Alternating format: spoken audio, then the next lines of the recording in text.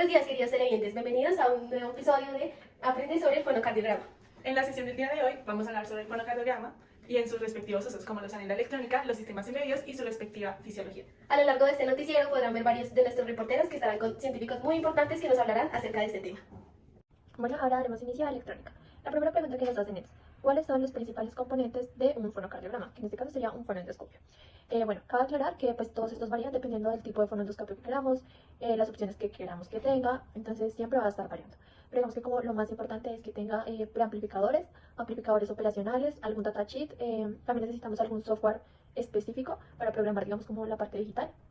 También necesitamos un micrófono, un adecuador de señal y un filtro de pasabanda. Esos son como los más básicos e importantes pues, para el fonoendoscopio.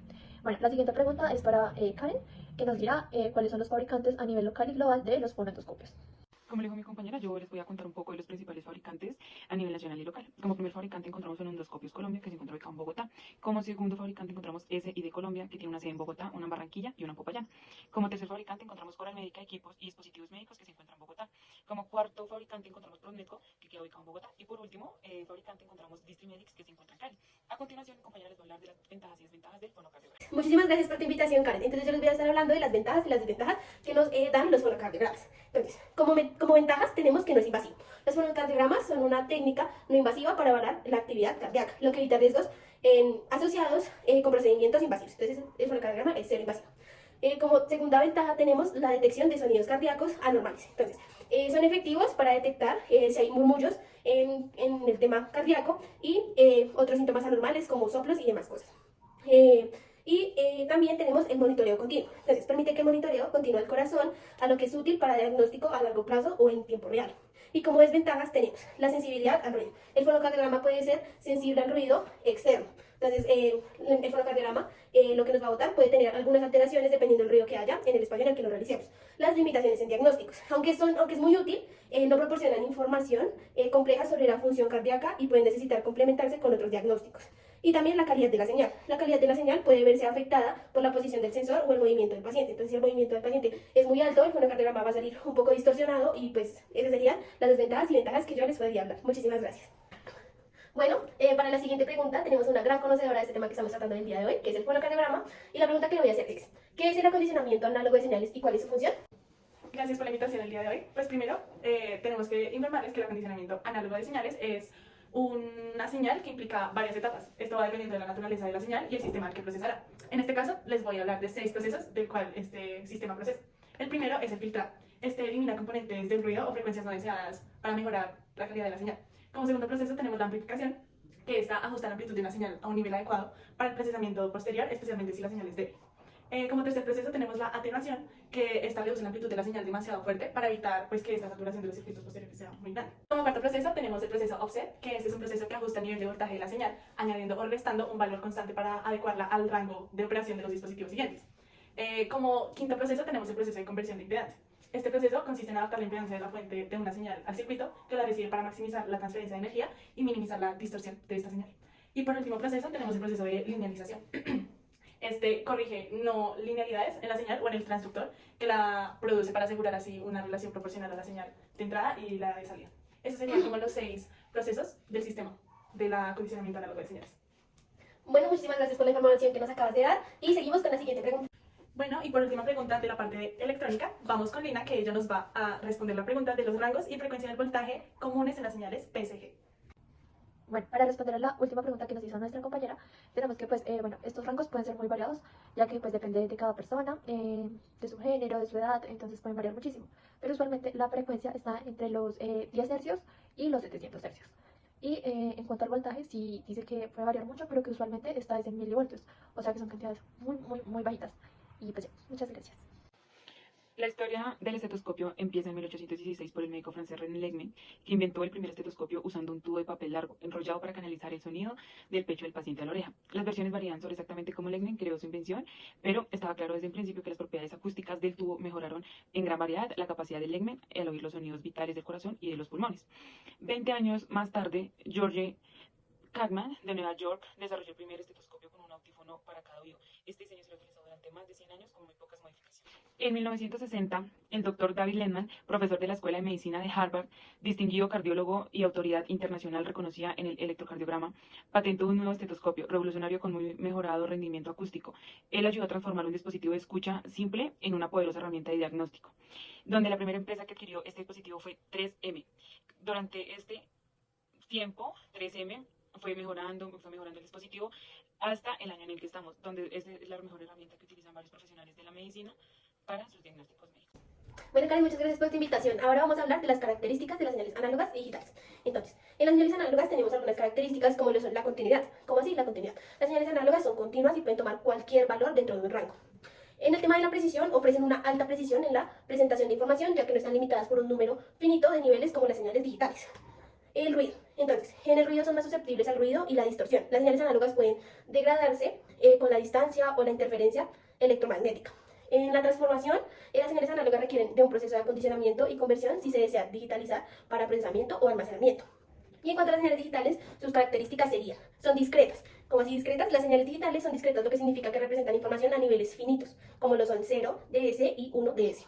En la resistencia al ruido son más resistentes al ruido y a la interferencia, ya que un pequeño cambio en una señal no suele afectar la interpretación del bit como un 0 o un 1.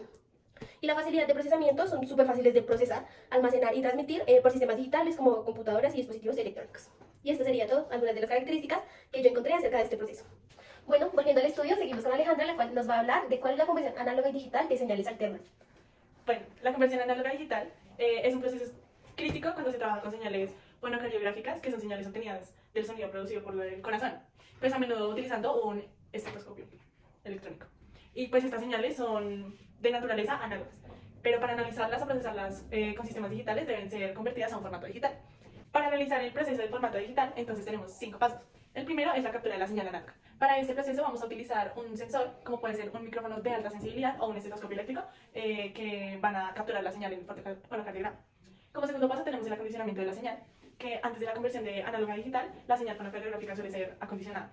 Entonces esto puede incluir amplificación para asegurar que la señal tenga una amplitud adecuada para la digitalización y pues filtrado para eliminar el ruido de la alta frecuencia o las interferencias que puede degradar la calidad de la señal de este fonocardiograma. Como tercer paso tenemos el paso de muestreo, que este proceso toma muestras de una señal análoga o intervalos de tiempo regulares. Asimismo, la frecuencia del muestreo debe ser lo suficientemente alta para capturar adecuadamente a las características de la señal según el teorema de Nyquist. Como cuarto paso tenemos la cuantización, que es la señal muestrada que se cuantitatiza. Es decir, pues que se asigna a cada muestra un valor digital dentro de un rango finito de niveles. La precisión de este paso depende de la resolución del convertidor de análogo de señales digitales, por ejemplo, 8 bits, 12 bits, etc. Y por último tenemos la codificación. Entonces, pues finalmente los valores cuantificados se codifican en un formato digital, que puede ser procesado, almacenado o transmitido por un sistema digital. Y ya esos serían los pasos del formato digital para el fotocardiograma. Bueno, pues como ya anteriormente escuchamos las características de señales análogas y digitales, ahora vamos con Karen, que ella nos va a explicar las características de las señales de audio análoga y digitales. Bueno, ya les voy a contar de las características de las señales de audio análogo y digital, donde se las vamos a dividir en 8 propiedades. La primera propiedad es continuidad, donde las análogas son continuas en el tiempo y las digitales son discretas en el tiempo. Como segunda propiedad encontramos el ancho de banda. El ancho de banda de las análogas son señales altas, mientras que las señales digitales son bajas. Como tercera propiedad encontramos la seguridad, donde las señales análogas ofrecen menos seguridad y las señales digitales proporcionan una seguridad más alta. Como cuarta propiedad encontramos valores, donde las señales análogas pueden tomar valores positivos y negativos, mientras que las señales digitales no suelen tomar valores negativos. Como quinta propiedad encontramos la forma de onda, donde las señales análogas suelen tener forma sinusoidal, mientras que las señales digitales en su mayoría son pulsos cuadrados. Como sexta propiedad encontramos facilidad de reproducción, donde las señales análogas son difíciles de reproducir si se contaminan con ruido debido a su naturaleza continua, y mientras que las señales digitales son fáciles de reproducir si se contaminan con ruido porque solo tienen 2 niveles. Como séptima propiedad encontramos requerimientos de energía, donde los equipos que utilizan señales análogos requieren más potencia, mientras que las señales digitales requieren menos energía. Y por último, la octava propiedad en las análogas es que la velocidad de transmisión de datos de las señales es más lenta, mientras que en las digitales la transmisión de datos es más rápida.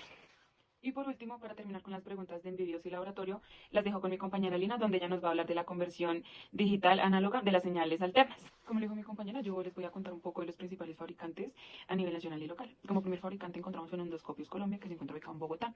Como segundo fabricante encontramos S&I Colombia, que tiene una sede en Bogotá, una en Barranquilla y una en Popayán. Como tercer fabricante encontramos Coral Médica, equipos y dispositivos médicos, que se encuentra en Bogotá. Como cuarto fabricante encontramos Prodmetco, que queda ubicado en Bogotá. Y por último, fabricante encontramos Distrimedics, que se encuentra en Cali. A continuación, mi compañera les va a hablar de las ventajas y desventajas del fonocardiograma. La historia del estetoscopio empieza en 1816 por el médico francés René Legmen, que inventó el primer estetoscopio usando un tubo de papel largo enrollado para canalizar el sonido del pecho del paciente a la oreja. Las versiones varían sobre exactamente cómo Legmen creó su invención, pero estaba claro desde el principio que las propiedades acústicas del tubo mejoraron en gran variedad la capacidad de Legmen al oír los sonidos vitales del corazón y de los pulmones. 20 años más tarde, George Kaufman, de Nueva York, desarrolló el primer estetoscopio con un autífono para cada oído. Este diseño se lo utilizó durante más de 100 años con muy pocas modificaciones. En 1960, el doctor David Lehman, profesor de la Escuela de Medicina de Harvard, distinguido cardiólogo y autoridad internacional reconocida en el electrocardiograma, patentó un nuevo estetoscopio revolucionario con muy mejorado rendimiento acústico. Él ayudó a transformar un dispositivo de escucha simple en una poderosa herramienta de diagnóstico, donde la primera empresa que adquirió este dispositivo fue 3M. Durante este tiempo, 3M fue mejorando el dispositivo hasta el año en el que estamos, donde esta es la mejor herramienta que utilizan varios profesionales de la medicina para sus diagnósticos médicos. Y por último, para terminar con las preguntas de envidios y laboratorio, las dejo con mi compañera Lina, donde ella nos va a hablar de la conversión digital análoga de las señales alternas. Finalmente tenemos la conversión de digital y análoga de las señales alternas. Para explicar esto vamos a tomar como ejemplo pues el fonoestetoscopio, que lo que hace es tomar el sonido de pues, los latidos del corazón. Esta para nosotros sería nuestra señal análoga. La señal análoga pasa a convertirse a unos y ceros para que la computadora lo pueda entender. De esta forma la computadora coge todos estos unos y ceros y como que los va agrupando y les va asignando valores de voltaje. Una vez que tienen su valor de voltaje asignado, lo que hace es como pasarlo por un filtro para que se elimine, digamos, si hay algún ruido que no debe estar o algo así, pues lo minimice o lo quite. Bueno, una vez que pasa por este filtro, lo que hace la computadora es volverlo a pasar a su forma análoga. Una vez que hace esto, pues ya se ve como representado de forma análoga, ¿no? Entonces, en este caso, pues se vería obviamente representado con las ondas que pues muestra el fonoestetoscopio. Y ya, pues así es que funciona la conversión. Gracias. Bueno, empezaremos con fisiología, que nos pregunta qué es un fonocardiograma. Un fonocardiograma es una onda que se guarda y bueno, esta nos permite ver de forma gráfica los sonidos del corazón. Esto se hace con la ayuda de un fonoendoscopio y también por medio de un proceso que se llama auscultación. Bueno, y así podemos, se pueden detectar varias enfermedades, se pueden detectar soplos, arritmias, entre otras. A continuación, mi compañera Fernanda les va a decir cómo se interpreta un fonocardiograma.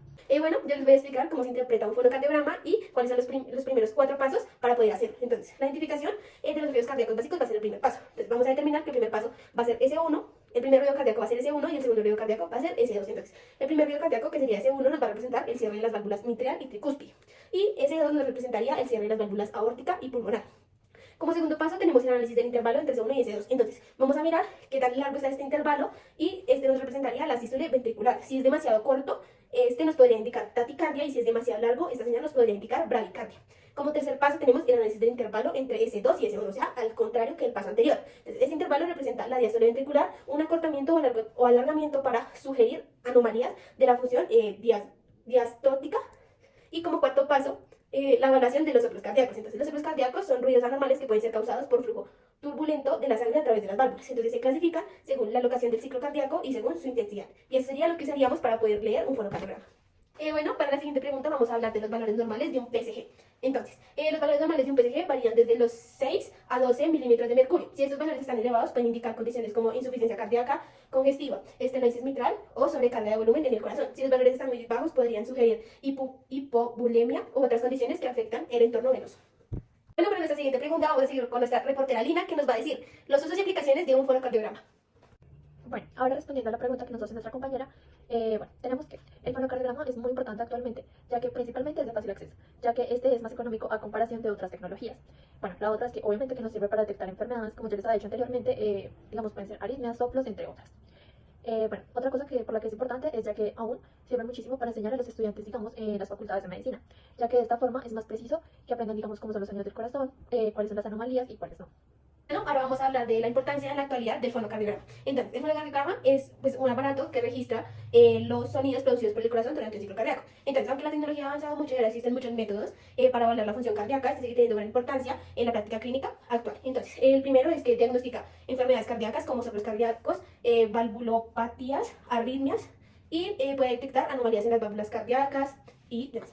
Como segundo tenemos que complementa a otros estudios. Entonces, lo correlacionan con el ESG. Al combinar la formación, los médicos pueden obtener una visión más completa de la función cardíaca, específicamente en casos donde los sonidos del corazón proporcionan pistas adicionales sobre la fisiología subyacente. O el monitoreo continuo. En algunas situaciones, el FSG puede ser utilizado para monitorear a un paciente de forma continua, específicamente en entornos donde se necesita una evaluación no invasiva y continua del estado cardíaco. Lo último, como tercer paso, tenemos que es una evaluación totalmente no invasiva. Entonces, da seguridad y los costos son pequeños. En cuanto a educación e información, tenemos que el uso del PSG es útil en la enseñanza de los semitología cardíaca, permitiendo a los estudiantes de medicina correlacionar sonidos cardíacos con la fisiología del corazón y sus patologías. Y por último, tenemos la detección temprana en poblaciones específicas. Entonces, en algunos entornos, específicamente en regiones con acceso limitado a tecnologías avanzadas, el FSG puede utilizarse como una herramienta de tamizaje inicial para detectar problemas cardíacos en poblaciones de alto riesgo. Bueno, y esto ha sido todo por el día de hoy. Esta fue toda la información que nos brindaron nuestras reporteras acerca del fonocardiograma. Y esperamos sigan muy pendientes de este gran tema que puede tener muchas evoluciones y muchos nuevos inventos.